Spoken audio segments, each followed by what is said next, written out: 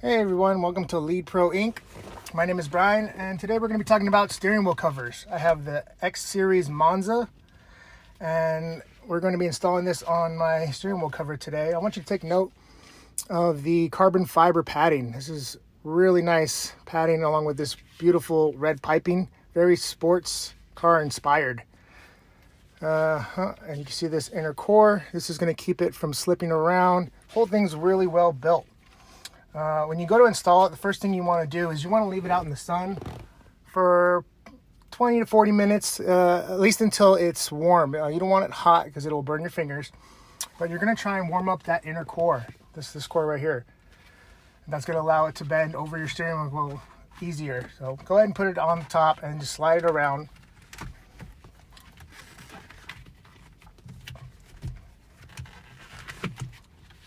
The whole process takes less than a minute. But you can see here how nice it is.